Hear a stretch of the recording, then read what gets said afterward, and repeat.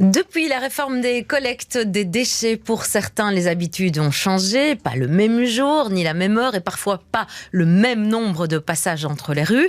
En raison de ces problèmes, le bourgmestre d'Etterbeek, Vincent de Wolf, refuse de sanctionner tant qu'il n'y aura pas d'adaptation simplifiée dans sa commune. Bonjour Camille Payot. Bonjour, oui, même si pour le moment concernant les amendes, il faudra attendre septembre pour que les premières sanctions soient envoyées selon Bruxelles Propreté. Alors du côté de la commune d'Etterbeek, cette réforme des collectes pose beaucoup de problèmes.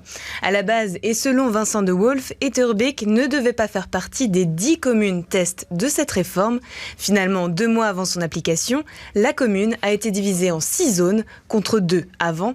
On écoute Vincent de Wolf, bourgmestre d'Etterbeek. Chaque zone est différente, chaque système est différent. Vous avez sur Etterbeek, par exemple, des voiries régionales très très nombreuses, très longues, avec des milliers de personnes, qui jouxtent évidemment d'autres voiries. Et pour ces voiries-là, le système est spécifique. Juste à côté, le système est différent. Ils ont oublié des voiries régionales. L'avenue de Tervuren, c'est évidemment une grosse voirie régionale. Elle n'est pas considérée comme régionale. Les horaires ne sont pas compatibles. Il y a des quartiers, par exemple, du côté de Tervuren, où les 6 sacs poubelles, toutes les couleurs, doivent être gardés toute une semaine chez les gens.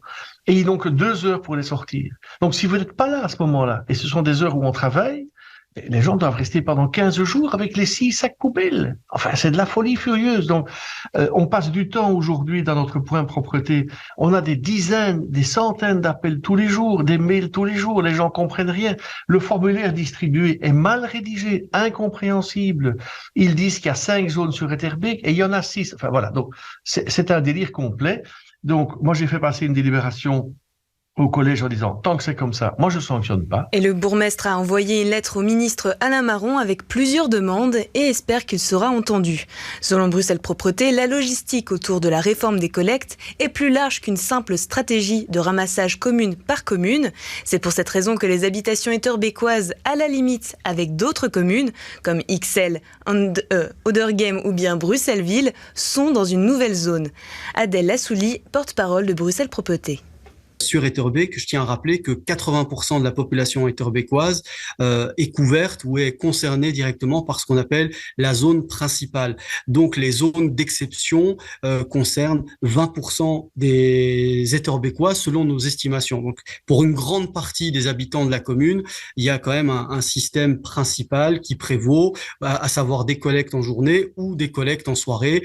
On est grosso modo sur 80% de la population sur un régime tel qu'il fonctionnait par le passé, puisqu'Etterbeek était divisé en 2 zones par le passé. Aujourd'hui, on a 80% de cette population qui est concernée soit par une collecte diurne majoritaire, soit par une collecte en soirée. Pour le reste, c'est vrai que pour certaines zones, celles qui sont aux confins du territoire etterbeekois et qui touchent à certaines communes limitrophes, là effectivement il y a des régimes d'exception, mais Etterbeek n'est pas la seule commune.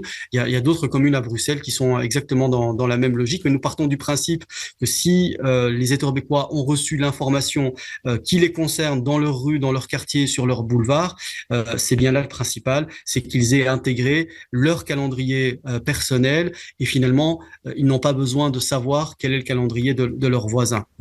Alors pour Bruxelles Propreté, les premiers retours de la commune d'Etterbeek sont pourtant plutôt positifs, mais ils reconnaissent qu'il y a encore des situations à régler dans certains quartiers et ils espèrent que d'ici septembre, le nouveau calendrier sera adopté.